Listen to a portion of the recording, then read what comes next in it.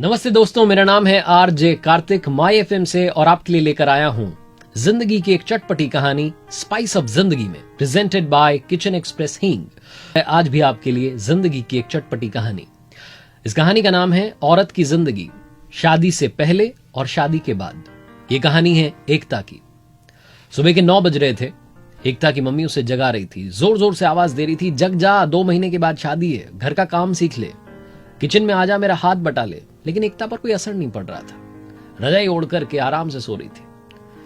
तभी अचानक एकता की मम्मी आई, रजाई खींची और हाथ में जो ग्लास में पानी था वो एकता के मुंह पर डाल दिया। एकता चिड़चिड़ी होकर के जग गई और कहने लगी, मां, अभी तो 2 महीने का समय है, सीख लूंगी ना काम।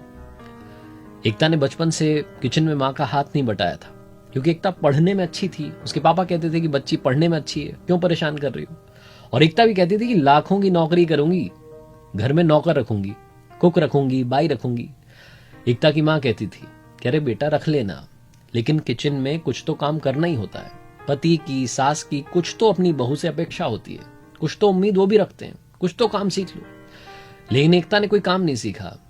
वो 2 महीने का समय, वो 60 दिन कब निकल गए पता ही नहीं चला। शादी की रस्में शुरू हो गई, मेहंदी, संगीत, शादी। उस घर में एकता की पहली सुबह थी। जब वो जगी तो उसने छत का रंग देखा।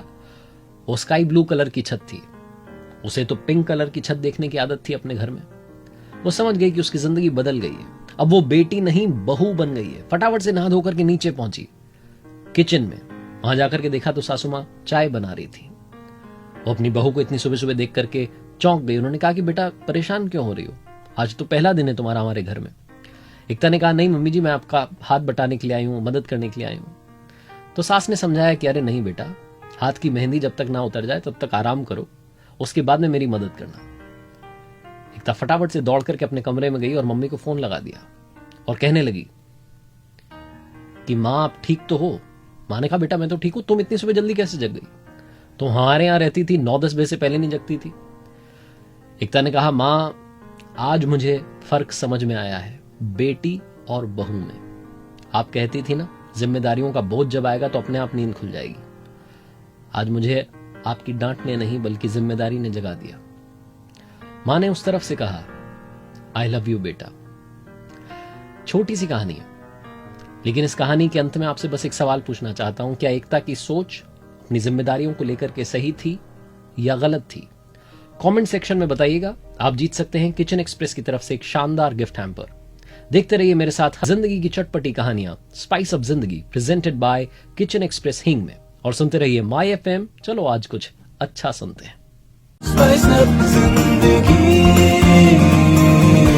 स्पाइस ऑफ जिंदगी प्रेजेंटेड बाय किचन एक्सप्रेस। कुछ यादें खुशबू में रहती हैं।